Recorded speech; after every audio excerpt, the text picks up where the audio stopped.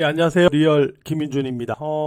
중동발 변수가 발생이 되면서 증시가 다소 흔들리는 모습을 보였었죠. 그러나 오늘 또다시 한국 증시는 이를 잘 극복하려는 모습을 보여주지 않았나 이렇게 생각을 하고 있고요. 자, 이런 상황 속에서 우리가 어떻게 매매를 해야 되고 또 어떤 종목들을 중심으로 봐야 되는지, 그리고 오늘 장 이후에 또 변수는 뭐가 있는지 부분들을 좀 중심으로 살펴보는 시간을 갖도록 할게요. 일단 이스라엘과 이란의 군사적 충돌 사태가 나온 데다가 이제 미국까지 이란의 핵시설 공습에 참전하면서 중동 악재가 다시 증시 악재로 불거졌죠. 지난번에 이스라엘이 공습했을 때 증시 그 모습을 보면은 그때가 이때예요. 요 구간에서 요 음봉을 만들 때였죠.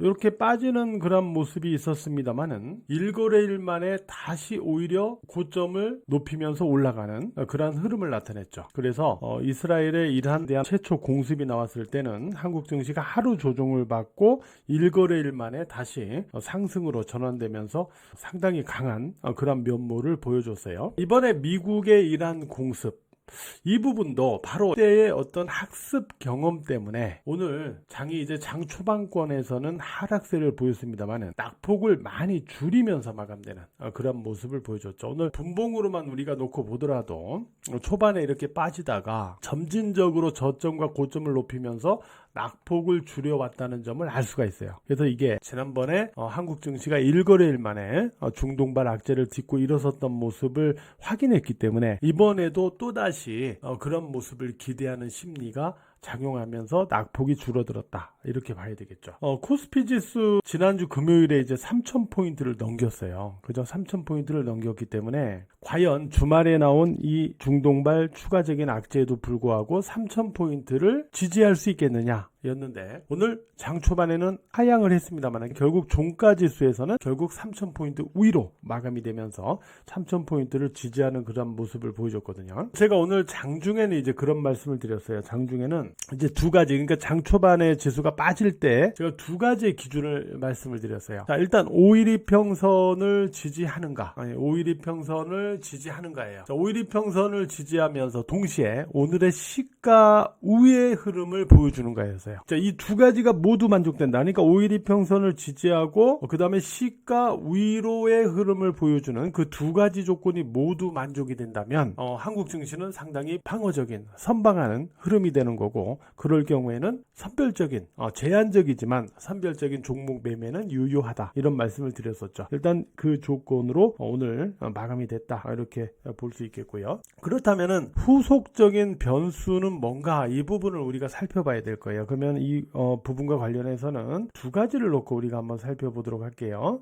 먼저 첫 번째로는 이란 쪽과 관련된 부분이 있죠. 이란의 이제 핵시설이 지금 보시는 것처럼 이제 공습을 당했어요. 그래서 저렇게 뻥뻥 뚫려 있는데, 자, 그러면은 이 부분을 갖다 놓고 과연 이란이 지금 이제 이스라엘이 여기를 또 한번 때렸다고 그래요. 이스라엘이 미국이 때리고 나서 이란의 반응일 거예요. 그죠? 우리가 이스라엘이 이란을 폭격을 하고 그 다음에 미국이 이란의 핵시설을 폭격을 했지만, 그럼에도 불구하고 여전히 제3차 세계대전이나 전면전이나 이런 상황은 나오기가 어렵다고 보는 거죠. 자, 왜 어렵다고 보냐면 제3차 세계대전이든 전면전이든 이렇게 가려면 이러한 공군 전력 또는 이런 미사일 전력만 갖고는 안 돼요. 육군이 투입되는, 지상군이 투입되는 전면전이 돼야 되겠죠. 근데 그게 불가능하다는 거예요. 왜냐하면 이란과 이스라엘의 중간지대에 지금 아시다시피 시리아나 사우디아라비아나 이런 국가들이 위치를 하고 있는 상태에서 지상전은 불가능합니다. 지상전은 불가능하기 때문에, 또 여기다가 만약에 미국의 경우에도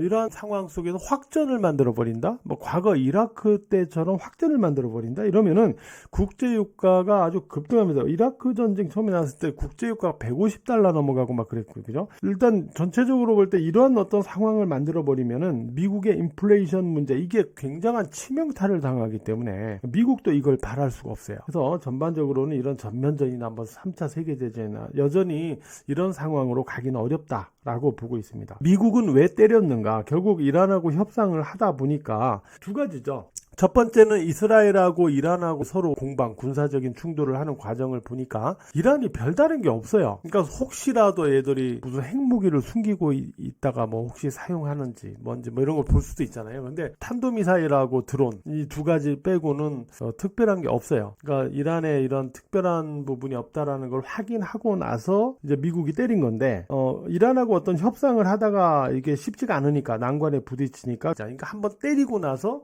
니들 이렇게 안 하면 더 때릴 거야 이렇게 겁을 주는 거죠. 이러려고 미국이 때린 게 아닌가라는 생각도 좀 들긴 해요. 이런 상태에선 결국 이제 이란의 반응이 중요한데 이란의 입장에서는 과연 어떻게 반응할 거냐 하는 부분입니다.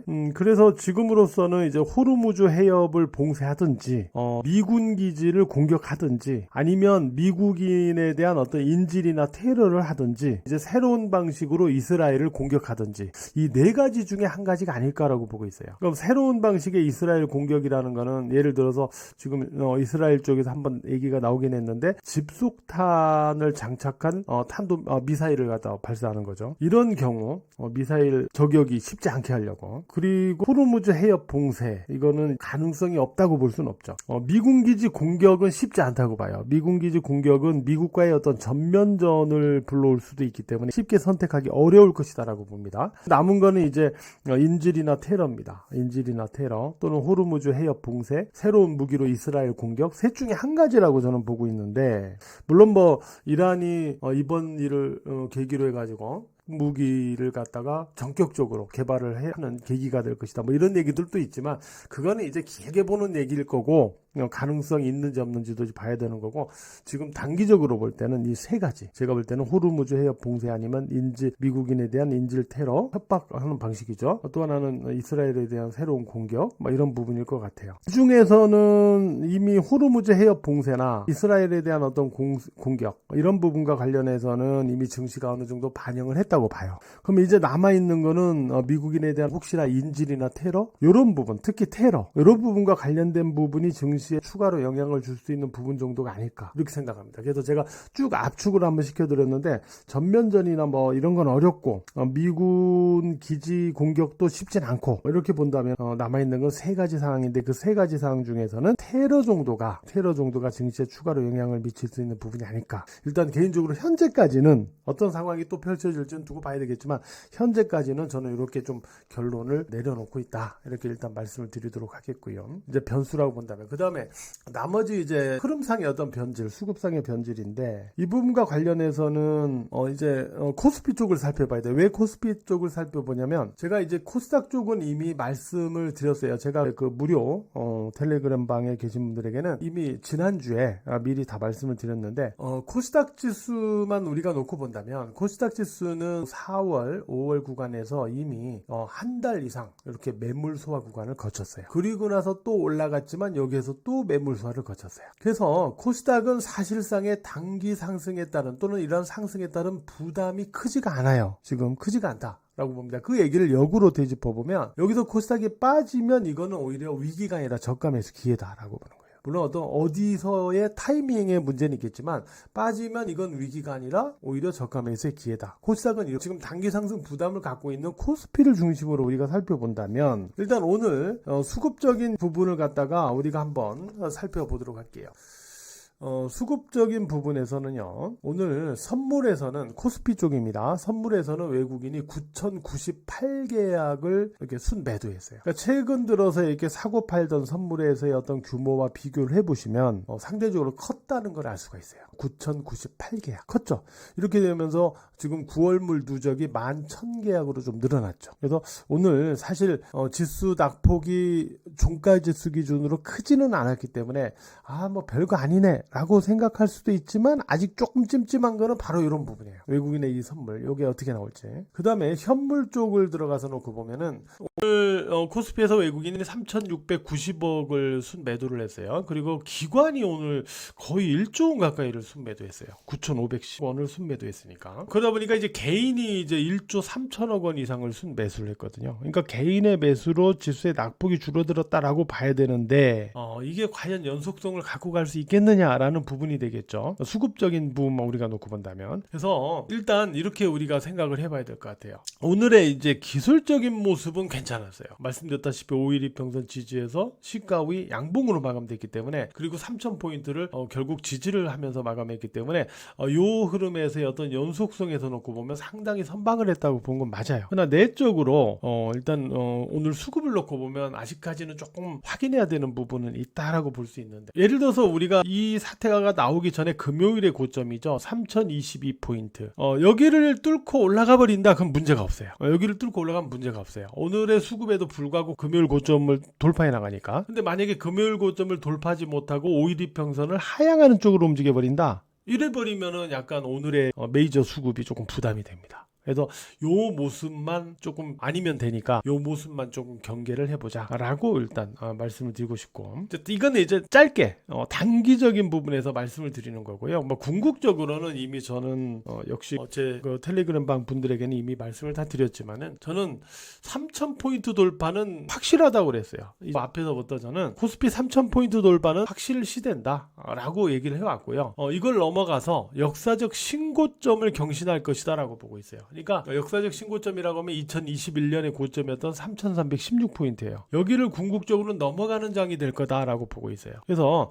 제가 이렇게 체크하는 부분은 이제 단기적인 포인트고, 길게 보면 역사적 신고점을 경신할 거로 보기 때문에 여전히 기회가 있다라고 보는데, 그리고 아까 이제 중동발 그런 부분에 있어서 어떤 상황이 나올지는 더 봐야 되겠지만은, 아직까지 추가로 영향을 줄 수 있는 부분과 연계해서 놓고 본다면 크게 꺾는 과정으로 가는 어떤 그러한 큰 악재로까지는 아니지 않을까라고 생각은 일단 현재까지는 하고 있어요. 이렇게 추려나가긴 했는데, 어쨌든 단기적으로는 이것만 좀 주의하면서 가고, 크게 보면은 역사적 신고점을 경신하는 장이 될 거다라는 그런 마인드를 저는 유지한다. 이렇게 여러분들에게 오늘 말씀을 드리도록 하겠습니다.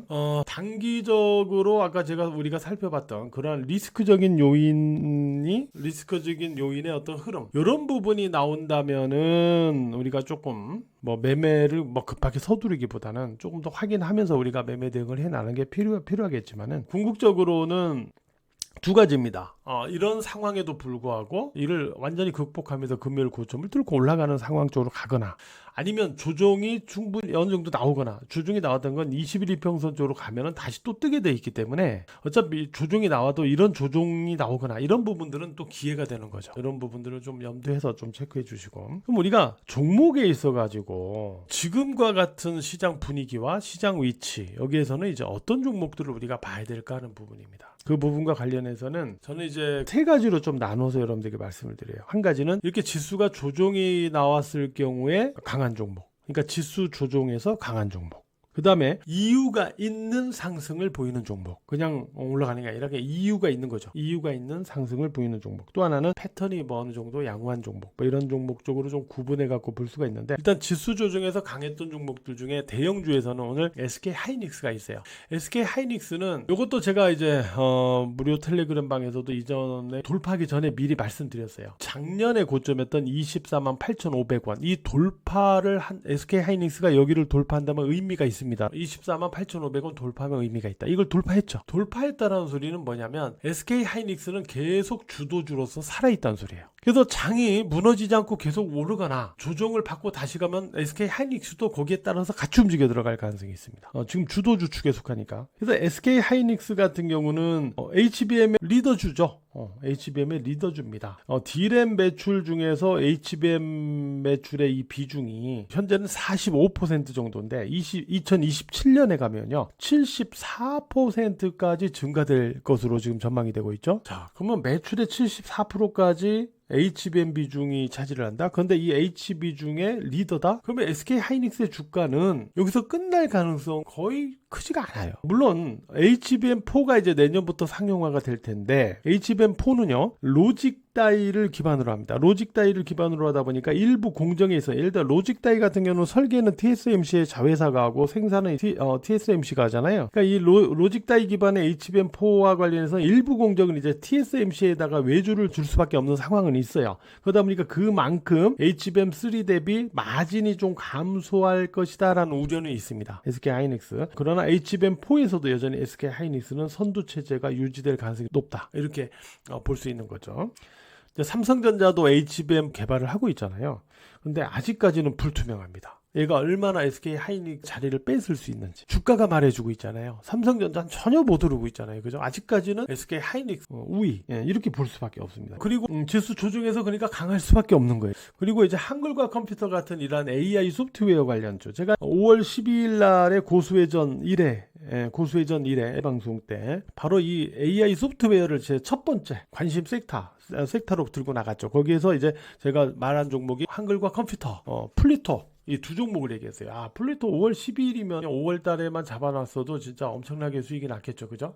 그래서 어쨌든 이 플리토하고 한컴도 마찬가지입니다. 한컴도 5월 12일 날 잡아놨다면 엄청난 수익이죠. 5월 12일이 어디예요? 요쯤 되죠. 그죠? 요쯤 되니까 여기서만 잡아놨어도 수익이 굉장히 컸겠죠. 어쨌든 이런 AI 소프트웨어가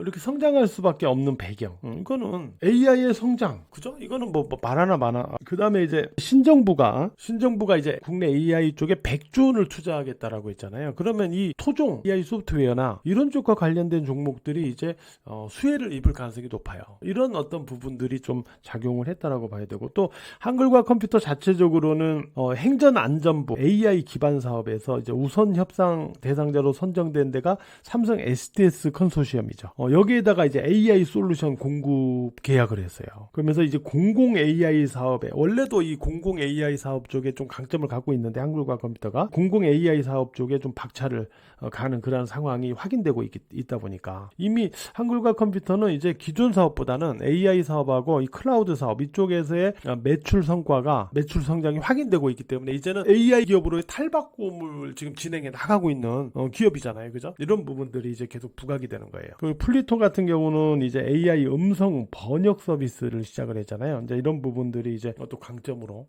자리 잡고 있고요. 이러한 AI 소프트웨어 관련주들, 이런 종목들이 또 이유도 있지만 또 지수 조정에서 강하다, 이렇게 봐야 되는 종목들입니다. 이 밖에도 이제 보안주 쪽에서 한국 정보 인증, 이러한 보안 관련주들이 여전히 고점을 높이고 있어요. 항상 주가는 상승 기조에 있는 종목은 저점과 고점을 높이는 패턴이에요. 고점만 높이는 게 아니라 저점도 높입니다. 고점 높이다 조정이 나와도 저점을 높여야 돼요.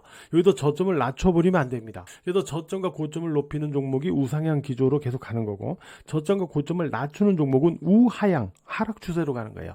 그러니까 화장품 관련 아모레퍼시픽이나 그 다음에 코스맥스, 이런 종목들입니다. 코스도 제가 이제 제 유료 분들하고는 이제 계속 이제 봤던 종목이에요. 여기서도 보고 여기서도 했던 종목이고, 이 위치에서 무료 방송 때도 말씀을 드렸네. 그죠? 여기서 이거 끝난 종목 아닙니다 라고 했죠. 이거 조정 나오면 오히려 저가 매수의 기회다 라고 말씀드렸던 종목이죠. 코스맥스 그 뒤로 또 이만큼 올라갔는데, 어쨌든 이런 화장품 관련주들이 또 최근에 이제 이렇게 강세를 보였죠. 오늘은 이제 눌리긴 했지만은, 그러면 이 코스맥스나 이런 아모레퍼시픽 같은 화장품 관련주들은 왜 올라가고 있는지, 올라가고 있는 이유는 몇 가지가 있겠죠. 일단 첫 번째는 중국 내에서의 어떤 수요가 다시 살아나고 있다. 이게 이제 지난 금요일 날에 코스맥스하고 아모레퍼시픽이 금요일 날 강세를 보였는데, 그때의 상승 이유가 아모레퍼시픽의 2분기 실적을 분석해 보니까 중국향의 실적이 개선되고 있는 게 확인된다. 중국 쪽에서의 어떤 면세점 매출도 지금 개선되고 있는 게 확인되고 있다. 이렇게 되면 지금 중국 쪽에서 화장품 수요가 살아나고 있다. 이런 분석이 나오면서 올라갔던 거예요, 금요일날. 이런 부분도 있고, 그 다음에 화장품의 어떤 현지화 전략, 그러니까 한국의 이 화장품 업계들이 해외 화장품 판로를 뚫기 위해서 해외에서 현지화 전략을 가져가고 있는데, 외국 현지인에 맞는 그런 제품을 개발해서 마케팅을 하는 거죠. 그게 좀 먹히고 있다는 거죠. 예를 들어서 동남아시아는 어떤 게 먹혀요? 자외선 차단제나 뭐 이런 게 먹힐 거 아니에요, 그죠? 뭐 이런 식으로. 또 여기다 한국 화장품 업계는 이제 OEM하고 ODM 부분에서는 아주 강력한 뛰어난 능력을 갖고 있잖아요, 그죠? OEM 부분에서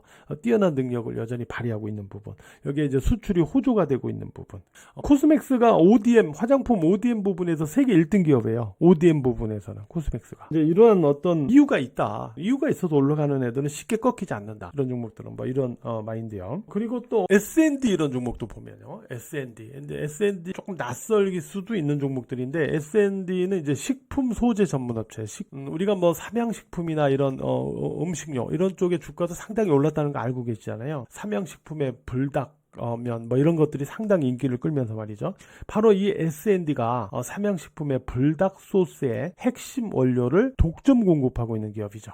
이런 이유가 있기 때문에 이 K푸드가 이제 세계적으로 인기를 끌면 당연히 삼양식품 이런 종목의 주가만 보는 게 아니라 이런 쪽에 핵심 원료를 독점 공급하고 있는 이런 S&D 같은 종목들도 우리가 봐야 된다는 거죠. 이거 무료 방송에서 한번 제가 코멘트 했을 거예요. 어쨌든 이런 종목들이 이제 이유가 있어서 올라가는 거다. 그죠? 금융주에서 뭐 미래에셋증권이나 키움증권, 삼성증권 이런 종목들이 올라가는 이유는 또 그거죠. 또 상법 개정에 따른 이런 부분도 있고 또 하나는 증시 상승 기대감이죠. 그러니까 우리가 신정부가 이제 지수 5,000포인트 시대를 공약을 했죠. 지수 5,000포인트를 만들어 가겠다. 그리고 민주당에서 이를 뒷받침할 수 있는 어떤 데스크 팀을 갖다가 이거 하니까 증시가 실제로 좀 올라가겠구나. 그리고 실제 신정부 들어와가지고 3,000포인트 돌파로 가고 막 이러니까 증권주들이 또 이렇게 올라가는 거예요. 그죠? 이런 이유로 이제 올라가고 있는 거잖아요. 중동 악재로 지수가 빠져도 또 올라가요. 이유가 있는 종목들. 제가 미래에셋증권하고 키움증권이 이쪽에 주도주입니다라고 제가 무료 분들에게도 무료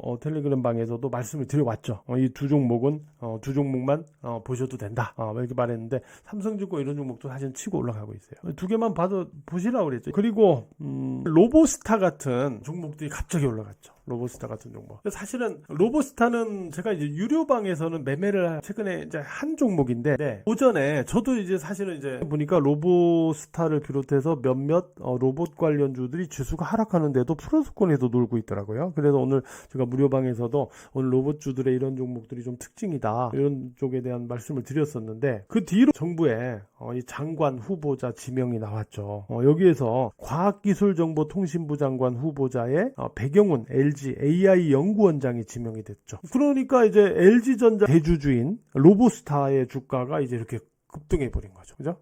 이렇게. 그래서 이제 아무래도 오전에 이렇게 움직였던 걸 보면 이 인선과 관련된 요게 정보가 사전에 약간 이렇게 좀 노출된 것 같아요. 내가 볼 때는 이런 종목들이 미리 좀 움직이고 있었거든요. 지수가 빠지는데도. 그러다 이게 막상 지명이 나오니까 팍 급등을 했었는데 이런 것들이 사전에 조금 이렇게 좀 알려졌던 것 같아요. 제가 볼 때는. 그러지 않으면 이렇게 움직이기가 좀 쉽지 않았는데 어쨌든 이런 로보스타 같은 종목들이 이렇게 올라갔죠. 지금 보면은 이제 T-로보틱스나 급등한 거 뭐 상한가 간 종목도 있는데 로봇 쪽에서 뭐 이렇게 급등한 것만 뭐 보기 그러니까 이제 T-로보틱스나 레인보우 로보틱스나 SPG나 패턴이 그래도 지금 딱 보시면은 이게 뭐 역별로 꼬여 있거나 그렇지 않잖아요. 그죠? 여기 보시면 이런 종목들을 좀 관심을 가져보시면 될 것 같아요. 제가 볼 때는 로보스타 이런 건 이제 그런 이유가 있어 오늘 급등했는데 뭐 급등한 거 추격해라 뭐 이렇게 말씀드리긴 그렇고 로봇 쪽에선 T-로보틱스, 레인보우 로보틱스, SPG 이런 종목들. 모건 스탠리에서 얼마 전에 지난주에 이제 보고서를 냈는데 어떤 보고서를 냈냐면 중국의 로봇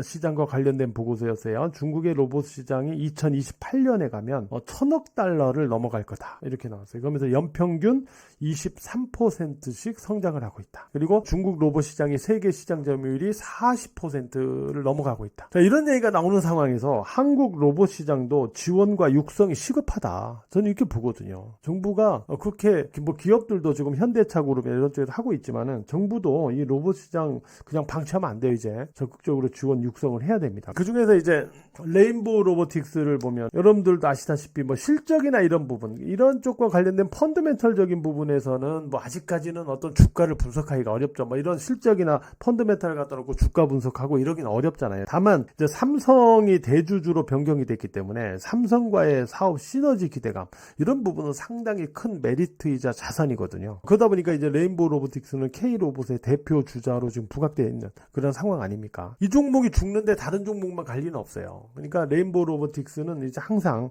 관심권에 넣어놓고 볼 수밖에 없는 거죠. 이렇게 일단 말씀을 드릴 수 있겠고요. 그다음에 네이버도 오늘 올라갔던 이유, 네이버가 오늘만 올라간 게 아니라 앞에서부터 올라갔어요. 앞에서부터 올라갔는데 스테이블 코인 법안이 미국 상원 본회의를 통과를 했죠. 그러니까 이게 뭐냐면은 스테이블 코인이라는 거는 우리가 예를 들어서 가상자산이라는 게 있는데 가상자산을 화폐처럼 쓸 수도 있다라고 옛날부터 얘기가 나왔지만 그렇게 안 되고 있죠. 지금 비트코인 가지고 어디 가서 물건 사고 막 이런 게 막 마음대로 할 수 있어요? 서로 거래만 하고 있죠. 그 이유는 이 가상자산들의 이 변동성이 너무 커요. 뭐 하루만 해도 막 급등을 했다 급락했다 이러니까 이게 화폐로서의 가치, 그러니까 예를 들어서 어떤 상점에서 가상자산을 받고 물건을 팔았어요. 갑자기 다음날 가상자산이 가치가 폭락해 버렸어요. 그러면 이 물건을 판 주인은 손해잖아요. 그러니까 이런 상황에서는 이런 가상자산을 일상적인 상용화를 만들기가 어렵잖아요. 이런 상태에서 이제 스테이블 코인 법안을 마련을 한 건데, 가상자산을 달러와 같은 어떤 법정 화폐에 연동시켜, 달러의 어떤 변동성하고 연계시켜가지고 이 가상자산의 가격 변동성을 좀 최소화시키는 그러한 제도, 그런 부분입니다. 그런 법안이에요. 이런 법안이 이제 최초로 이제 미국 상원에도 본회의 통과한 건데, 아직까지 최종 통과된 건 아니에요. 근데 어쨌든 가상자산의 어떤 실용성을 높이기 위한 방안이니까 이게 통과돼도 이게 완전히 이렇게 될 경우에는 아무래도 가상자산의 활용도가 굉장히 강해질 수가 있잖아요. 또 이 법안이 통과가 되면 이제 기존에는 이제 대형 금융기업들만 자체 스테이블 코인을 발행할 수가 있었지만, 이제 IT 기업이나 대형 비금융기업까지도 자체적인 스테이블 코인을 발행할 수가 있단 말이에요. 이게 메리트가 나오니까 이제 이쪽과 관련해서 이제 네이버 같은 종목, 또 카카오페이 같은 종목, 또 카카오 같은 종목들이 뜨는 거예요, 지금. 그죠? 이런 종목들이 뜨는 거예요. 그래서 이런 종목들도 이런 이유가 있어서 지금 카카오나 카카오페이, 또 네이버가 뜨고 있는데, 또 네이버는 오늘은 또 중기부 장관 지명자가 전 네이버 대표였죠. 이런 부분까지 좀 맞물렸어요. 그 얘기가 나오면 또 추가로 더 올라가 버렸습니다, 네이버가. 그래서 이런 이유를 갖고 이제 올라가는 종목들이니까 이런 종목들이 쉽게 꺾이지가 않아요. 오늘 같은 날도 오른다는 거는 쉽게 안 꺾인다는 소리예요. 윗꼬리가 나오거나 눌림이 나올 수는 있는데, 그렇다고 해서 추세가 바로 꺾이지 않을 가능성이 높아요, 이런 종목들. 이런 종목들은 이제 이유가 있는 종목들이다, 이렇게 봐야 됩니다. 이렇게 봐야 되고, 그 다음에 이제 어떤 패턴 양호 종목들, 예를 들어서 우리가 이제 원전에서는 지난번에 두산 에너빌리티, 오늘 두산 에너빌리티에 대한 긍정적 보고서가 나오면서 두산 에너빌리티가 많이 올라갔죠. 근데 두산 에너빌리티는 제가 지난번에 무료 방송에서 뭐라고 그랬냐면은, 이게 갖고 있는 분들은 괜찮은데 없는 분들이 지금의 위치에서 추격해서 매수해서 들어갈 수 있겠느냐 하는 부분, 그런 부분과 관련해서는 제가 이런 말씀을 드린 적이 있어요.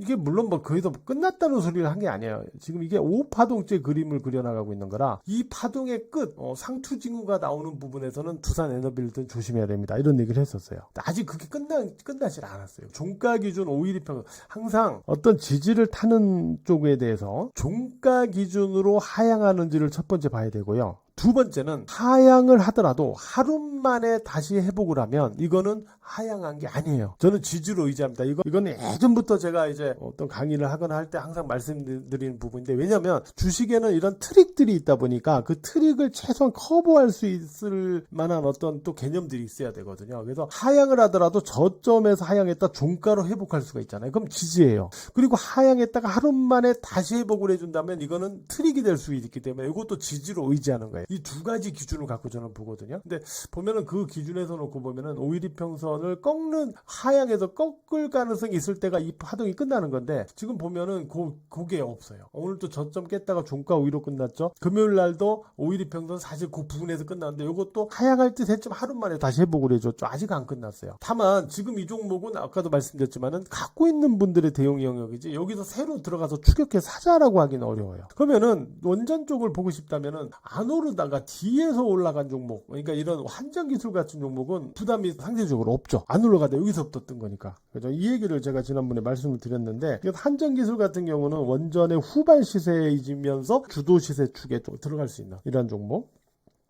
뭐 원전 업황에 대한 기대감도 있지만, 한전기술은 이제 MRO, 유지 보수 운영 사업과 관련된 어떤 기대감, MRO는 이제 반도체로 따지면 후공정 같은 느낌이잖아요. 그죠? 이런 쪽도 또 메리트를 갖고 있는 게 한전기술이니까. 제가 지난번에도 말씀드렸다시피, 예를 들어서 피팅도 있고, 피팅도 이게 앞에서 들어가는 게 있고 뒤에서 들어가는 게 있다고 그랬잖아요. 성광밴드 같은 게 이제 앞에서 들어가는 종목 있다면 뒤에 들어가는 종목이 또 있다라고 했잖아요. 그죠? 그런 식으로 주가가 이제 뒤에서 이제 이 매출이 일어나는 종목이 저 앞에서 일어나는 종목보다 주가가 뒤에서 움직일 수가 있거든요. 뭐 약간 그런 개념도 약간 갖고 있는 거죠, 한전기술은. 이런 부분. 그래서 지금의 입장에서는 한전기술은 이제 뒤늦게 떴기 때문에, 물론 여기에서 올라가다가 5일이평선을 하향을 종가 기준으로 해서 5일이평선 이평선을 좀 꺾는다면은 요 한마디는 여기서 끝날 수는 있어요. 아직까지는 끝난 건 아닙니다. 끝날 수는 있지만 이거는 뒤늦게 움직였기 때문에 여기서 만약에 빠져 조정이 나와도 올라오는 21 이평선 쪽에서 한번 다시 뜨게 돼 있어요. 그러니까 이런 종목 끝난 게 아니죠. 조정이 나오면 오히려 저가 매수의 어떤 기회점을 또 잡아야 되죠. 그래서 이런 종목들 아직 끝난 것도 아닙니다. 이 파동 자체도. 그래서 이런 종목들이 이제 패턴이 양호하다라고 봐야 되고요. 우리가 소위 말해서 아주 징그럽게 보는 종목이 이제 삼성전자 때문이기도 하지만 반도체 쪽이잖아요. 반도체에서도 좀 특이한 패턴의 종목이 있어요. 그러니까 패턴 양호 종목. 어떻게 있냐면 테스죠. 테스는 패턴 양호 종목으로 봐야 돼요. 왜 그러냐면 반도체 관련주들이 이 중소형 반도체나 이런 쪽 장비나 이런 쪽이 상당 부분 주가가 좀 꺾어져 있거나 아니면은 뭐 이렇게 막 이렇게 돼 있잖아요. 근데 이 종목은 오히려 연중 고점 경신해요. 지난주 금요일날 연중 고점을 경신했죠. 패턴이 조금 달라요. 그죠? 반도체에서도 패턴 양호 종목으로 볼 수 있어요. 근데 왜 그런가라고 놓고 보면 테스는 이제 어떤 인식이 기존에는 강했냐면 낸드향 쪽의 납품 비중이 매우 높았어요. 그러니까 낸드향 쪽의 납품 비중이 매우 높았기 때문에 그 인식이 기존에는 좀 강해서 낸드 쪽에 업황하고 이렇게 연동성이 강했어요. 근데 최근에는 이제 고객사 자체가 다변화가 되면서요. D램향의 비중이 증가돼 나가고 있어요. 그러니까 낸드향에다가 D램향까지 이제 매출 비중이 증가되고 있는 거죠. 그러면서 메리트가 커지는 상황인데 또 여기다가 뭐가 있냐면 이 하이브리드 본딩 공정에서 이 테스의 이 플라즈마 증착 기술이 또 부각되고 있어요. 요거는 약간 후공정 영역이거든요. 그러니까 이게 D램향, 낸드향과 D램향에다가 이제 후공정 영역으로까지 어느 정도 사업의 확장성을 만들어가고 있거든요. 그게 주가에 메리트를 부여하고 있는 거예요. 그래서 이 종목의 지금 주가 패턴이 좀 다르다. 연중 고점을 오히려 경신하는 주로 가고 있는 이유다. 이렇게 볼 수 있어요. 이런 종목들이 패턴 양호 종목으로 볼 수가 있을 겁니다. 그래서 이런 종목들을 중심으로 이렇게 확 꺾어지거나 어떤 지지를 깨고 내려가나 이럴 때는 매매보다는 일단 확인이 우선입니다. 알았죠? 그러나 장이 오늘처럼 빠지더라도 약간 선방하거나 이럴 경우에는 오늘 제가 말씀드린 그러한 종목들 이유가 있고 지수 조정에서 강하고 패턴이 양호하고 이런 종목들을 중심으로 매매를 하는 게 유리하다라는 말씀드리고 있고요. 그 다음에 장과 관련해서도 오늘 제가 말씀드린 부분들 이런 부분들 염두에서 대응에 체크해 나가셨으면 좋겠어요. 이렇게 하고요. 제가 한 가지 좀 홍보를 좀 할 게 있어요. 2025년 하반기 증시 대전망 관련해서요. 이번 주 토요일입니다. 6월 28일 이번 주 토요일에 여의도 금융투자교육원 102호에서 오프라인 강연회가 있어요. 저는 오후 5시에서 6시 요 시간대 진행을 합니다. 저하고 같이 오프라인에서 만나 뵐 수가 있습니다. 사전 신청자만 강연장에 입장이 가능하다고 하니까요. 요걸 잘 기억을 하셨다가 여기로 들어가셔서 사전 신청을 해 주시면 됩니다. 많이들 신청을 하셔서 이번 주 토요일 6월 28일 여의도 금융투자교육원 902호에서 저하고 같이 또 만나 뵐 수 있는 분들은 만나 뵀으면 좋겠어요. 그리고 그렇지 않은 분들도 무료 텔레그램방 아마 올려줄 거예요. 유튜브 그쪽에 주소가 이렇게 올려질 텐데 그쪽으로 들어오셔서 장중에 또 저하고 같이 지수나 특징주들을 좀 점검하시고 이렇게 하셔도 좋습니다. 이런 부분들 좀 참고해 주시기 바랍니다. 늦은 시간 방송 같이 해주셔서 대단히 감사합니다.